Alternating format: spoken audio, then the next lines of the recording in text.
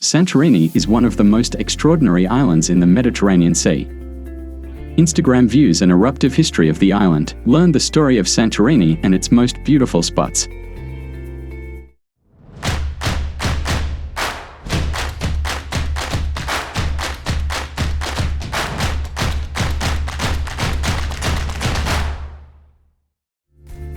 We will start our journey around the island located between Crete and Kos, unusually, from its name.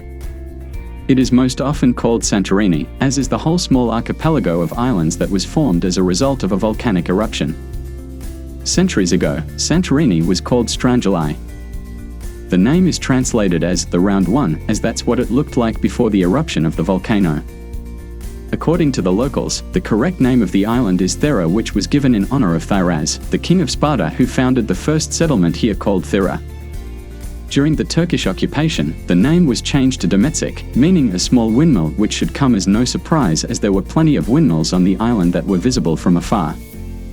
The Venetians are responsible for the name Santorini. They built a church dedicated to Saint Irina, or Santa Irene here. You can see its ruins in the south of the island near Pursa. The patron saint of the church soon became the name of the entire island. Then the two words merged into one, and Santa Irina became Santorini. There is another name that is very rarely used. That's Callisti, the most beautiful in Greek, which perfectly reflects the nature of this stunning island. The history of Santorini, or Thera, is even more interesting. About 3,700 years ago, it was a large round island. The civilization belonging to the circle of the Minoan culture developed excellently there, as did the nearby Crete. Towns, agriculture, crafts and arts developed. This was ended by the great earthquake that took place around 1600 BC. It was then when the inhabitants left the island. However, that was just the beginning. It was no coincidence that the island was round. It was a massive volcano which as Strangulai Island emerged from the sea. The earthquake was the beginning of a real apocalypse. Soon after that, a huge eruption began. According to scientists, at least 60 cubic kilometers of magma flowed from the crater. The volcano also ejected large amounts of ash which blocked the flow of sunlight over the entire Mediterranean Sea. It is estimated that the dust fall covered about 300,000 square kilometers. The island was literally blown up, but the worst was yet to come. During the explosion, seawater got into the already empty magma chamber, which triggered a powerful tsunami that wiped out, among other things, the wonderful civilization in Crete. These events changed a lot in the history of these areas. When everything calmed down, there was no flourishing island left. There were 5 small islands, Santorini, Therasi, Eniakameni, Paleokameni and Aspro, which surrounded one of the largest calderas in the world, almost 10 kilometers in diameter. That was the Santorini archipelago and our island among it. Some believe that the destruction of Atlantis described by Plato was precisely the events that took place in Santorini. Several hundred years later, the Phoenicians and then the Greeks became interested in the islands. The Romans, Venetians and Turks also had their share in the development of the island. Finally, in 1830, the island was incorporated into Greece. You probably want to know what the situation with the volcano looks like. It's still active. The last eruption took place in 1950 and there are probably more to come, although not as spectacular as the one from over 3,600 years ago. Greece has many places that tourists love. One of them is Santorini. Apart from the beaches and charming towns, you must visit the most important monuments and places on the island. Start from the ancient times. You will find out that it is no coincidence that some say that Atlantis is the island of Thera. Visit the archaeological site of Akrotiri, known as the Greek Pompeii. You will see how wonderful this city was. It had waterworks and used thermal waters. In the Museum of Prehistoric Thera you can admire beautiful frescoes, high-class ceramics and many other artifacts. Newer monuments include churches, the most beautiful of which are the Greek Catholic Orthodox Metropolitan Cathedral and the Catholic Church of St. John the Baptist. Both monuments are in Fira, delighting with their architecture and equipment. You must also visit Prophetess Ilias, translated as the Prophet Elijah. It is the highest peak of the island where the monastery of Prophet Elijah is located, from which the mountain takes its name. There are monks to this day who deal, among other things, with the production of wine and candles. There is a wonderful view of the island from the top. You should also go on a trip to Enia Kamini. On this islet there is Agios Georgios, which is still an active volcano. You can climb to its top and see the crater. Towns and cities on the island are extremely charming. Buildings in the colors of the Greek flag, atmospheric streets, numerous cafes and restaurants with delicious food. You must definitely visit these towns to feel the local atmosphere. The capital city of Fira and Oaia are competing for the title of the most beautiful. Fira, the capital of the island, is situated on a cliff. From a distance it looks as if it is covered with snow. This effect is a result of characteristic houses that almost hang over a chasm. Many of them are guest houses for tourists. Apart from the aforementioned cathedrals, you can also visit the Archaeological Museum, the Museum of Prehistoric Thera or the Folklore Museum. However, these are the views of the caldera that are a real hit. You can admire them from special viewpoints or look for some on your own, for example on restaurants' terraces. When walking around Fira, be prepared for a large number of stairs. Over 600 steps lead to the old harbour at the foot of the city.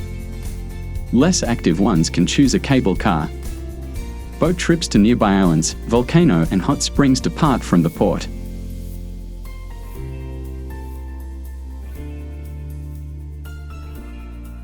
Oaia is just as beautiful. You will also find lots of places with fabulous views there, not only of the caldera but also of the colourful rocks that build this volcanic island. Must-see points include the exceptionally photogenic St. Nicholas Church and the old windmill on the cliff. The town was wealthy as evidenced by the marble road and the so-called captain's houses. One of the town's peculiarities are the Aposkofa, houses carved in soft volcanic rock. What is interesting, they are still inhabited by people. When you wander the streets of the city, remember that you are walking on the roofs of houses. Many couples who want to get married in the local Panagia Platsani or at least to photograph themselves in front of it, come to Oaia. It is especially popular among Asian newlyweds. But these are not the only towns worth visiting. You can go to the one located on the hill, Pyrgos. Surrounded by vineyards, it delights with its traditional architecture. You will also find a real labyrinth of streets with lots of pubs, shops and churches, yet definitely fewer tourists there. Santorini also has many beautiful beaches. However, don't expect classic golden sand here.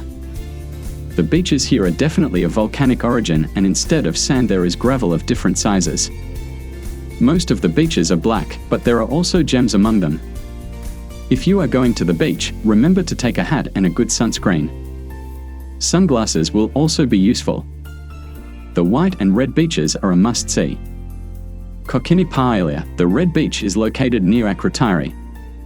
The sand or rather gravel is red here, just like the rocks surrounding the beach. You can rent a deck chair and umbrella, and there are also some bars. Lefki Paelia, the white beach, which can only be reached by boat, is nearby. The beach is rocky and the name comes from the white rocks that rise above the beach. If you want to stay here longer, remember to take something to drink with you because you can't buy anything there.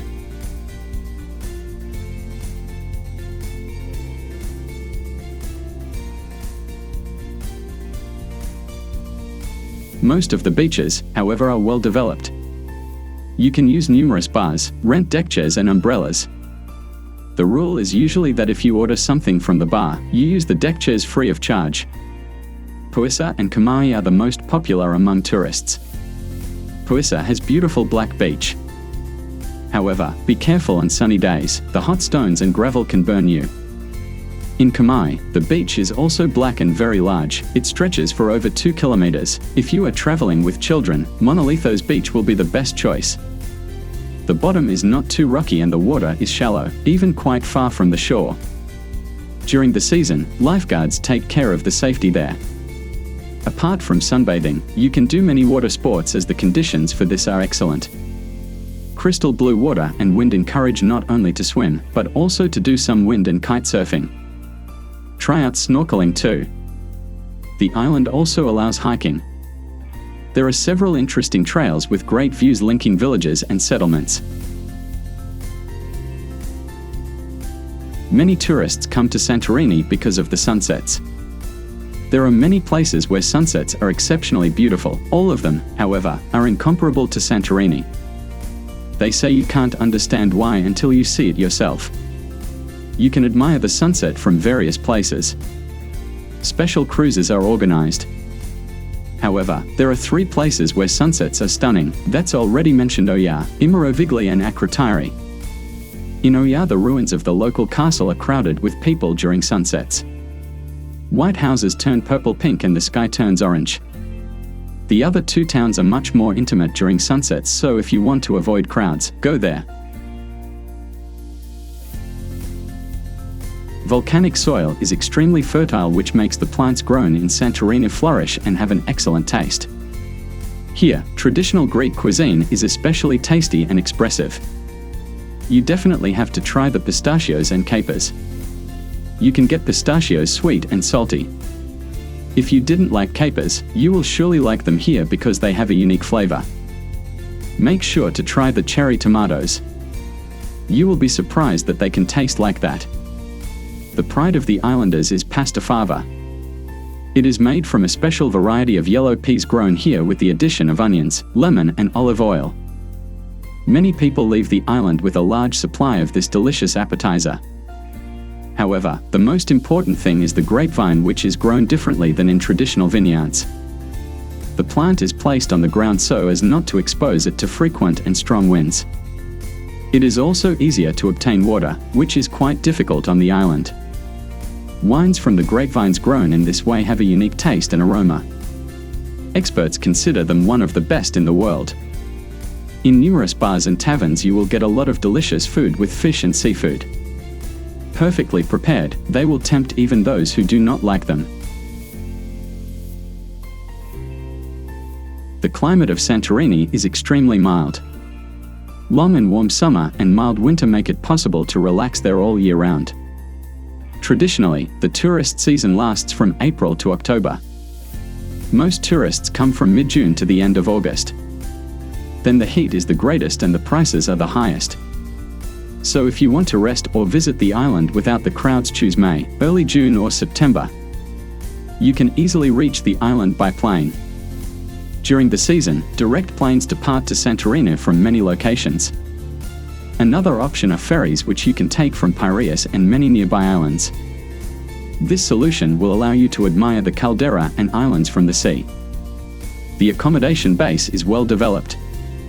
To travel around the island, you can use the well-functioning bus transport or rent a car. Scooters and quads are also popular, and bikes can be an interesting option too. Subscribe to our channel, select the bell, receive notifications about new videos.